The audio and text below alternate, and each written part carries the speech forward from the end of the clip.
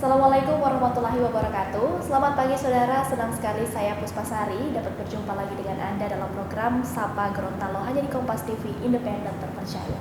Saudara, kali ini kita akan membahas tentang operasi patuh Otanaha yang digelar mulai hari ini. Dan kali ini saya sudah bersama narasumber, ada Kombes Pol Lukman Cahyono. Selamat pagi Pak. Ya, selamat pagi Mbak. Apa kabarnya Pak? Alhamdulillah baik. Pak, hari ini kita akan bahas soal operasi patuh Otanaha yang digelar oleh kepolisian di Gorontalo hari ini. Kira-kira kalau kita bahas soal operasi patuh Otanaha ini, tujuan utamanya dan latar belakangnya sendiri apa Pak? Ya baik, terima kasih. Jadi mulai tanggal 14 hari Senin ini sampai dengan 14 hari ke depan, tanggal 27 Juli, dilaksanakan secara serentak operasi kewilayahan dengan sandi Operasi Patuh Otanaha 2025. Adapun tujuan dari pelaksanaan operasi ini setidaknya ada 5 tujuan. Yang pertama adalah untuk mengurangi pelanggaran lalu lintas yang ada di jalan, yang pertama. Yang kedua, menekan angka laka lantas, artinya kita berusaha menurunkan jumlah kecelakaan yang terjadi di wilayah Gorontalo. Yang ketiga, mengurangi fatalitas korban laka lantas. Jadi kami berusaha untuk korban-korban laka lantas ini seminimal mungkin menjadi korban yang fatal atau luka berat atau sampai dengan meninggal dunia. Kami berusaha tangani supaya tidak terjadi korban yang fatal. Yang selanjutnya mengurangi kemacetan, terutama di titik-titik yang rawan terjadinya kemacetan ini. Kami berusaha untuk gelar personil kami sehingga kemacetan itu bisa diatasi. Yang kelima adalah meningkatkan kesadaran masyarakat untuk tertib berlalu lintas. Ya. Kalau untuk selain daripada ada operasi Otanaha, juga sebelumnya kan pasti ada operasi-operasi lain. Apa sebenarnya yang membedakan operasi yang lain dengan operasi patuh Otanaha? Iya. Jadi untuk jajaran Pol Lantas sendiri melaksanakan beberapa kegiatan operasi, mulai dari operasi keselamatan, operasi zebra, sampai dengan operasi patuh. Konsep operasinya masing-masing ini berbeda. Kalau operasi keselamatan, kegiatan preventif dan preemptifnya itu yang persentasenya lebih besar, kegiatan penegakan hukumnya ini yang lebih kecil. Contohnya preemptifnya 40%, preventif 40%, represif atau penegakan hukum 20%. Namun dalam pelaksanaan operasi patuh ini persentase penegakan hukumnya lebih besar. Persentase penegakan hukumnya 50%, preventifnya 25% dan preemptifnya 25%. Jadi operasi patuh ini memang kami mengedepankan kegiatan penegakan hukum, namun kegiatan-kegiatan preventif dan preemptif tetap dilakukan. Iya. Kalau misalnya di operasi patuh Otanaha sendiri yang jadi prioritas pelanggaran itu yang bagaimana Pak? Ya, untuk prioritas yang akan kita lakukan menjadi TO dalam kegiatan operasi ini tergantung dari hasil analisa dan evaluasi yang dilakukan oleh Satlantas Polres Jajaran. Jadi masing-masing wilayah, Kota Gorontalo, Limboto, dan Polres-Polres lainnya ini memiliki karakteristik berbeda-beda, tergantung hasil analisa dan evaluasi. Namun secara umum untuk pelanggaran yang menjadi TO itu rata-rata memang pelanggaran yang dilakukan oleh pengemudi roda 2, dalam hal ini motor. Contohnya mereka berboncengan lebih dari satu orang, tidak menggunakan helm, melawan arus, menggunakan kendaraan sambil bermain handphone sehingga mengurangi konsentrasi. Ya, jadi rata-rata untuk TO ini adalah pengemudi kendaraan roda 2 yang tidak taat. Jadi sebenarnya dia lebih dikhususkan untuk pengemudi roda 2. Nah, kalau misalnya terdapat pelanggaran, jenis penindakannya seperti apa Pak? Ya, untuk penindakannya ini dibagi menjadi 3. Yang pertama adalah teguran simpatik. Jadi tidak semuanya pelanggaran ini harus dilakukan penegakan hukum dengan tilang. Bisa juga dengan kita hentikan, kita edukasi, kita berikan teguran simpatik. Yang kedua, pelanggaran yang di capture oleh kamera ETLE, Electronic Traffic Law Enforcement, yang terpasang di beberapa ruas jalan.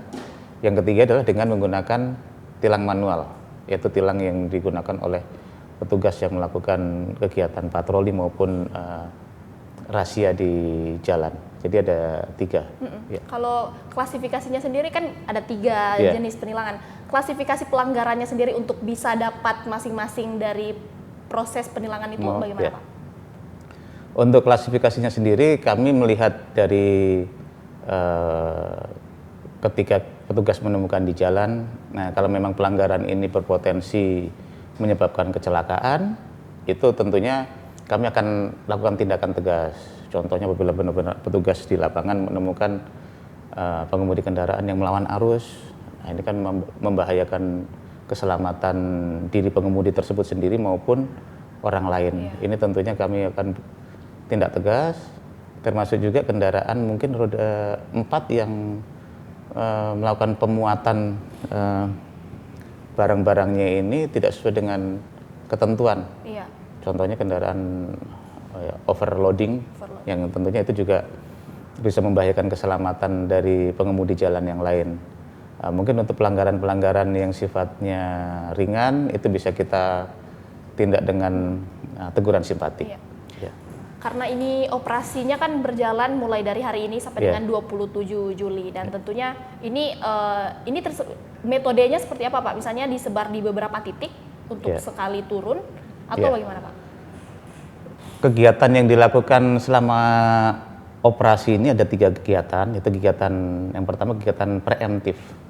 Preemptif ini kami berusaha mengajak masyarakat untuk tertib dengan kegiatan-kegiatan sosialisasi ke sekolah-sekolah, pembinaan penyuluhan ke komunitas, mungkin komunitas ojek, komunitas otomotif. Kita datangi mereka, kita ajak mereka, kita sosialisasikan, termasuk juga sosialisasi melalui media cetak, media elektronik, media sosial. Itu juga kita laksanakan, itu kegiatan preemptif. Kegiatan preventif kami melakukan kegiatan penjagaan, pengaturan di lokasi-lokasi rawan macet, rawan kecelakaan, rawan pelanggaran. Ini kami tempatkan personil untuk jaga, untuk patroli. Yang selanjutnya kegiatan penegakan hukum. Jadi kita laksanakan 3 kegiatan itu setiap hari. Kegiatan penegakan hukum ini bisa kita lakukan secara stasioner, kegiatan razia di suatu titik, maupun kegiatan razia dengan patroli, hunting system. Kita petugas kami melakukan patroli di ruas-ruas jalan yang kita nilai banyak pelanggaran, itu kita lakukan penindakan. Jadi setiap hari kami lakukan 3 kegiatan tersebut, preemptif, preventif, represif. Waktu dan lokasinya tentunya ini berpindah-pindah. Berpindah-pindah. Setiap hari kami lakukan ANEF, analisa evaluasi. Apabila wilayah hari ini sudah dinilai cukup baik, sudah mulai meningkat ketertibannya, nanti kami bergeser ke lokasi lain yang di lokasi tersebut sering masih banyak pelanggaran. Berarti sebenarnya operasi ini bukan hanya berfokus pada penindakan saja ya Pak, penindakan pelanggaran, tapi juga ada sisi edukatifnya karena lebih dahulu disosialisasikan lebih dulu ke sekolah-sekolah, ke tempat-tempat untuk kemudian bahwa patuh berkendara begitu. Baru kemudian setelah ada sosialisasi, baru kemudian ada penindakan hukum. Karena ini operasinya dijalankan sampai tanggal 27, kira-kira ada berapa personil yang dikerahkan untuk operasi ini Pak? Yang dikerahkan berdasarkan surat perintah dari Kapolda Gorontalo kurang lebih 238 personil. Ini ada dari Polda, ada dari Polres Jajaran, dibantu juga dari instansi terkait, dari Disub, dari Satpol PP, dari TNI, dan juga kami akan bekerja sama dengan Kejaksaan dan Pengadilan untuk melaksanakan kegiatan operasi sidang di tempat. Sidang di tempat. Operasi sidang di tempat. Ya insya Allah mungkin nanti dalam 2 minggu ini akan kita laksanakan sekitar 2 kali. Jadi sidang di tempat tersebut kami melaksanakan razia di titik tertentu.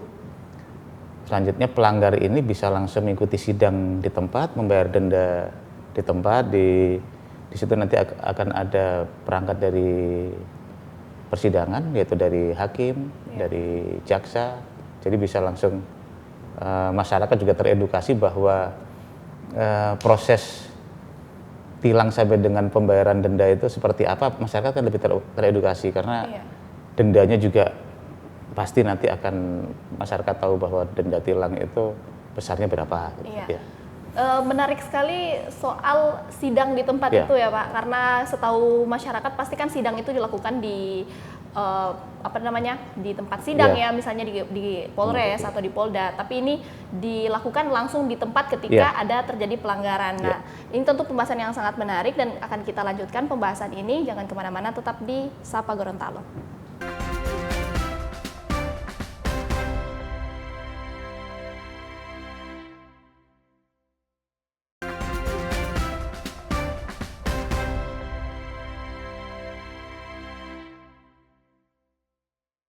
Terima kasih saudara, Anda masih bersama kami di program Sapa Gorontalo di Kompas TV Independen Terpercaya. Masih dengan narasumber Bapak Kombes Pol Lukman Cahyono, pembahasan soal operasi Patuh Otanaha 2025 yang resmi digelar hari ini di Gorontalo.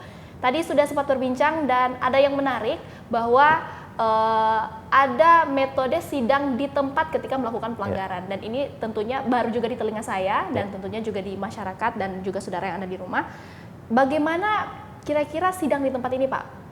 Maksudnya apakah instrumen yang disediakan untuk sidang juga disediakan di tempat? Ya, jadi sidang di tempat ini memang sudah sering dilaksanakan mungkin di wilayah lain, artinya di Jawa itu sudah sering. Ketika di Gorontalo ini kami mengadopsi kegiatan-kegiatan yang ada di Jawa, dan ini baru pertama dilaksanakan di Gorontalo, kurang lebih kegiatan operasi keselamatan beberapa bulan yang lalu. Dalam kegiatan operasi Patuh ini juga rencananya akan kami laksanakan bekerjasama dengan Kejaksaan dan Pengadilan. Jadi sidang di tempat ini merupakan metode penindakan pelanggaran ketika petugas menemukan pelanggar di jalan dalam kegiatan razia di suatu titik tertentu. Ini kami sudah gelar perangkat sidang. Jadi di situ ada hakim, ada penuntut, dalam hal ini jaksa.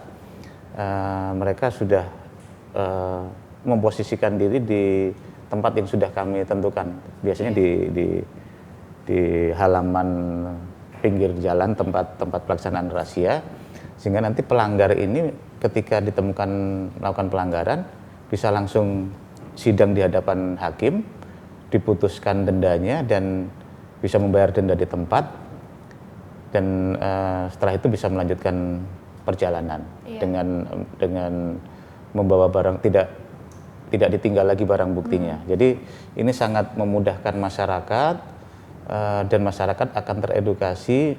Nah, proses sidang itu ternyata tidak susah, tidak berbelit-belit, murah, cepat. Ya, ini supaya masyarakat juga paham, sehingga tidak ada lagi masyarakat yang takut untuk datang ke sidang, atau bahkan mungkin masyarakat yang berusaha dalam arti meminta tolong petugas di lapangan. Ini akhirnya terjadi penyalahgunaan wewenang karena adanya interaksi saling komunikasi di situ. Sehingga dengan hal ini masyarakat bisa paham, oh kalau saya melanggar, saya lebih baik datang ke pengadilan saja, lebih cepat, murah, dan tidak perlu mengeluarkan biaya yang mahal. Iya, ini tentunya inovasi yang meskipun baru tapi menunjukkan bahwa efisiensi waktu itu sangat penting. Misalnya karena kalau misalnya harus sidang di pengadilan, pasti kan banyak waktu yang terbuang. Kalau misalnya disediakan di tempat, tentunya lebih hemat waktu juga dan menunjukkan ke masyarakat bahwa keseriusan untuk menangani pelanggaran lalu lintas ada begitu. Nah, Bicara juga soal tadi Bapak sempat bilang soal kalau misalnya ada dilakukan penindakan di tempat lain bukan di tempat langsung, bisa saja terjadi ada komunikasi-komunikasi yang digunakan akhirnya menjadi penyalahgunaan wewenang. Kalau misalnya ditemukan seperti itu, bagaimana menindakinya, Pak? Saya akan bahas dulu mengenai penindakan pelanggaran ini. Kan tadi saya sampaikan ada menggunakan tilang elektronik dan tilang manual serta teguran simpatik. Tilang elektronik ini memang tujuannya adalah mengurangi adanya pertemuan antara petugas dengan pelanggar, karena memang yang meng-capture itu kamera, nanti kita kirim surat konfirmasi, artinya tidak terjadi pertemuan antara petugas dan pelanggar, sehingga di situ akan meminimalkan adanya interaksi ataupun negosiasi. Namun kamera etel ini kan sifatnya terbatas, tidak semua ruas jalan itu bisa di cover, sehingga tilang manual ini tetap dibutuhkan. Nah, ketika petugas menemukan pelanggar, di situ memang terkadang ada interaksi yang akhirnya menimbulkan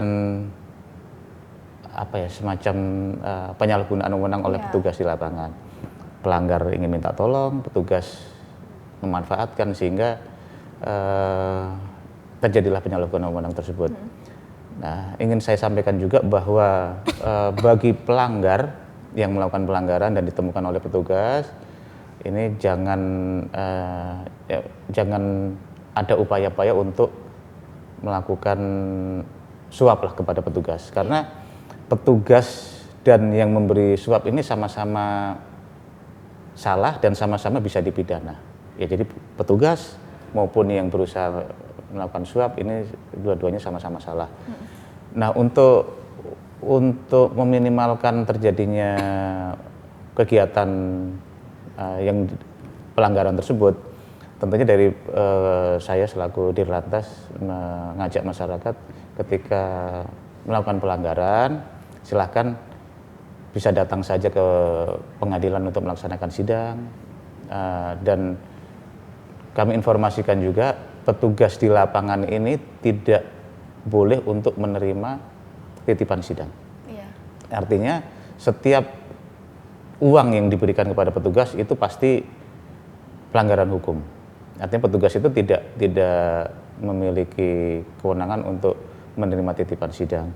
Kalau mau titip sidang itu titip ke bank yang ditunjuk, dalam hal ini Bank BRI. Pelanggar menitipkan sejumlah uang, di situ dendanya maksimal juga yang dititipkan ke bank.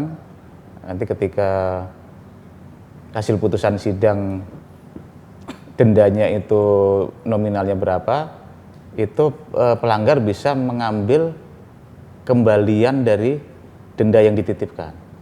Bagi contoh, apabila pelanggar ini menitipkan denda maksimal sejumlah 500.000, hasil putusan sidangnya ternyata dendanya 150, ini kembaliannya bisa, nanti pelanggar bisa menanyakan ke pengadilan, dendanya putusannya kemarin berapa. Kalau putusannya ternyata 150, ternyata yang dititipkan 500, berarti masih ada 350.000 yang ini sebetulnya bisa diambil di bank. Ya, jadi masih banyak masyarakat yang masih belum paham bahwa denda maksimal yang dititipkan melalui bank tersebut itu nanti apabila putusannya lebih rendah itu bisa diambil. Ya. Jadi kalau yang benar adalah yang menitipkan di titipan itu hanya di bank. Tidak ada titipan melalui petugas. Kalau titip melalui petugas itu adalah penyalahgunaan wewenang oleh petugas di lapangan. Ya, jadi itu sebenarnya salah satu ciri-ciri ya, kita melihat apakah ini benar-benar benar tempat penitipannya di sini atau harusnya tidak benar di situ begitu. Nah, kalau misalnya mungkin nanti Bapak juga bisa jelaskan ke saudara yang ada di rumah, kebanyakan juga masyarakat mungkin belum mengetahui misalnya ciri-ciri razia yang resmi misalnya, atau itu razia yang memang dibuat oleh beberapa oknum misalnya. Nah, dan juga bagaimana masyarakat membedakan apakah jenis penindakan itu itu adalah sesuai dengan peraturan perundang-undangan yang ditetapkan oleh kepolisian. Bisa jadi kan kita tidak tahu ya, bisa jadi ada mungkin metode-metode yang dilakukan untuk jenis penindakannya dibuat-buat. Tapi jangan dulu dijawab, kita akan bahas setelah segmen berikut ini. Tetap di Sapa Gorontalo.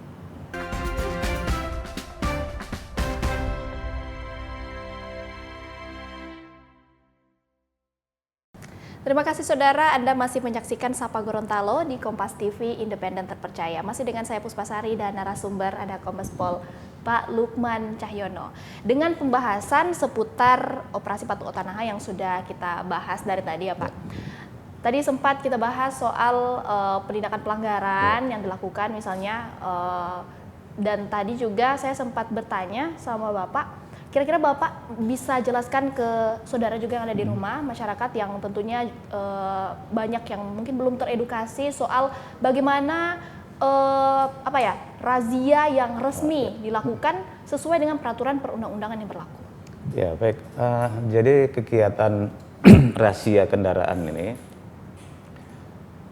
ada beberapa hal yang harus petugas lengkapi atau laksanakan ketika melaksanakan kegiatan razia. Jadi sebenarnya ada beberapa tahapan, namun yang mungkin masyarakat bisa langsung melihat, mengamati bahwa ini razia ini resmi atau tidak. Gitu ya. Yang pertama adalah razia tersebut harus dipimpin oleh perwira.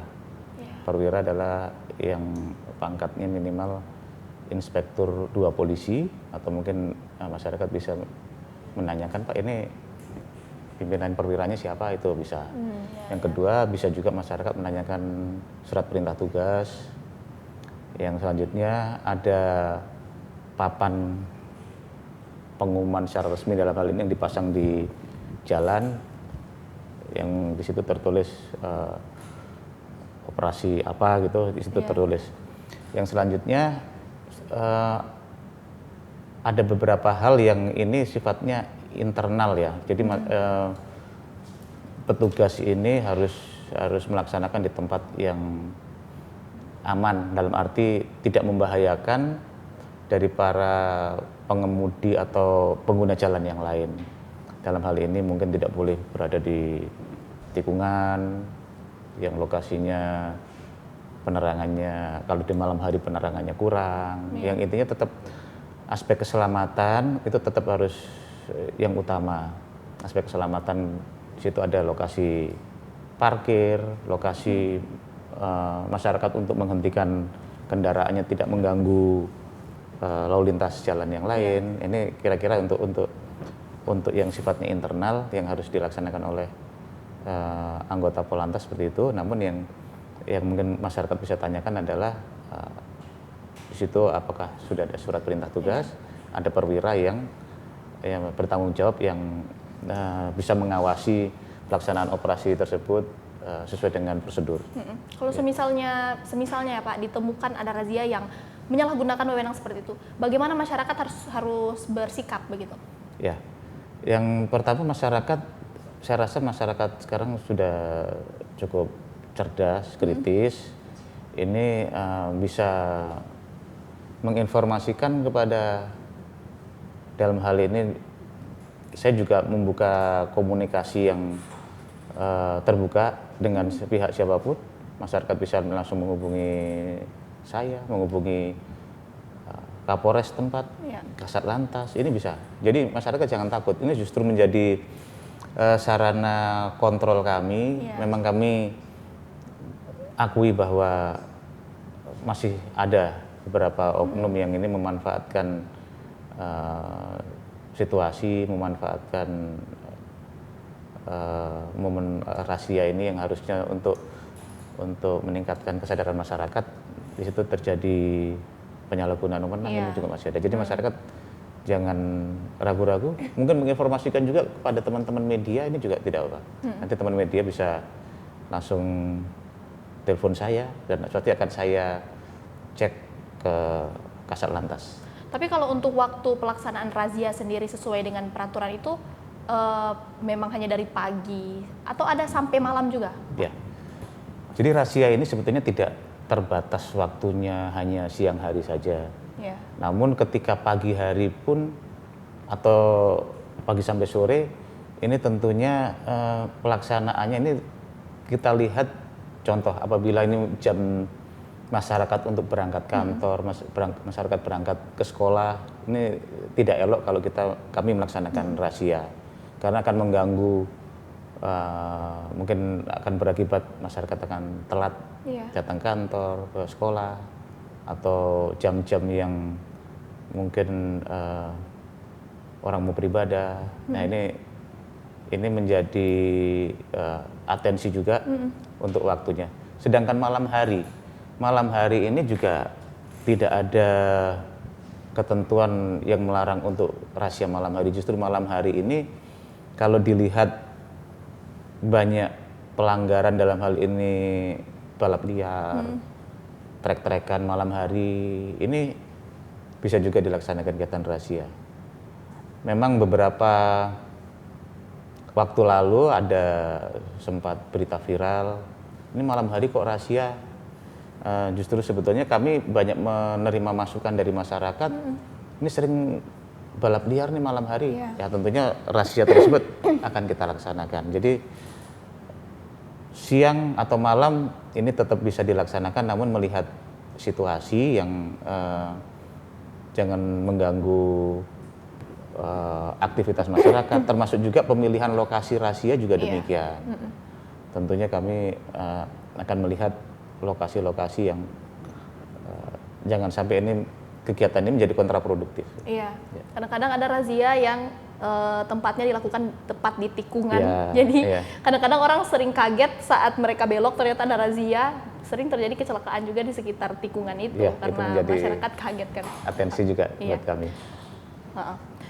Bagaimana Pak terkait dengan misalnya ada kasus di mana kendaraan itu sudah ditahan tapi tidak diberikan surat tilang? Ya, ini sebagai informasi juga kepada masyarakat, apabila kendaraan yang ditilang sesuai ketentuan ini harus, mohon maaf ya, apabila kendaraan yang ditahan kendaraannya, ini harus diberikan surat tilang. Kalau tidak diberikan surat tilang itu sudah pasti penyalahgunaan wewenang. Ini perbuatan yang dilarang bagi petugas di lapangan, dan ini masyarakat bisa mengadukan komplain. Silakan, kami terbuka, bisa komplain ke Polda dalam hal ini kepada kami selaku Dirlantas, ataupun kepada Propam, kepada Kapolres tempat atau Kasat Lantas tempat, adukan saja. Ini kami berusaha mengajak masyarakat untuk paham bahwa aturannya kalau kendaraan atau SIM-nya ditahan, STNK-nya ditahan, lebih baik minta surat tilang. Minta surat tilang, datang ke pengadilan di waktu yang sudah ditentukan, biasanya hari Jumat setiap minggu datang, bayar denda tilang, ini lebih murah, lebih cepat daripada masyarakat harus meminta bantuan petugas di pos lantas atau di kantor Satlantas.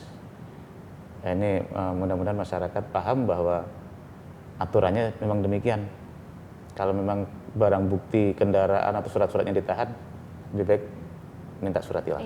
Mungkin yang terakhir Pak, harapan Bapak untuk terjalannya operasi Patuh Otanaha 2025 ini di Gorontalo, dan juga mungkin ada pesan-pesan yang ingin disampaikan pada saudara yang di rumah yang punya kendaraan, yang sering beraktivitas di luar, untuk tetap patuh dan taat pada peraturan lalu lintas. Ya, baik. Lalu lintas ini merupakan cermin budaya bangsa, cermin budaya bangsa. Jadi ketika kita melihat, kalau kita ingin melihat peradaban suatu wilayah, itu yang pertama cukup kita melihat bagaimana budaya masyarakatnya dalam berlalu lintas. Mungkin kita semua sering kita berkunjung ke kota tertentu, ke negara tertentu. Ketika kita melihat pasti, oh di sini masyarakatnya tertib, oh di sini nggak ada polisi tapi pengguna jalannya tertib. Nah tentunya di Gorontalo sendiri kita ingin memperlihatkan bahwa peradaban di Gorontalo ini, kita ingin peradaban yang cukup maju. Ketika peradaban ini maju, tentunya masyarakat ini tertib dalam berlalu lintas, ada atau tidak ada petugas, mereka sadar bahwa keselamatan itu juga sangat penting. Kita tidak boleh egois di jalan. Kita kadang-kadang kita sudah tertib di jalan, namun karena kecerobohan orang lain kita harus menjadi korban. Jadi kami mengajak masyarakat Gorontalo untuk kita sama-sama ikut berpartisipasi, karena ini tidak hanya menjadi tugas dan tanggung jawab dari petugas kepolisian saja. Tanpa dukungan dari masyarakat, kita tidak ingin Gorontalo ini dinilai peradabannya rendah. Kita tidak ingin semua masyarakat, tamu-tamu yang datang ke Gorontalo melihat Gorontalo ini menjadi kota yang tidak tertib. Kita ingin berusaha menunjukkan bahwa Gorontalo ini peradabannya cukup baik, masyarakatnya patuh dan taat hukum. Jadi kalau kita ingin melihat peradaban suatu daerah, misalnya masyarakatnya bagaimana, lihat dari cara mereka untuk berlalu lintas. Maka dari itu Bapak juga tadi bilang bahwa mengajak kita semua agar kita sama-sama memajukan peradaban, khususnya ada di Gorontalo. Ini tentunya pembahasan yang sangat menarik dan tentunya sangat edukatif bagi masyarakat yang menonton, yang ada di rumah. Dan terima kasih kepada Bapak yang sudah menyempatkan waktu untuk dapat berbagi informasi pada kita semua. Sekian dari saya, terima kasih. Saya Puspasari pamit undur diri dari hadapan Anda, dan sampai jumpa.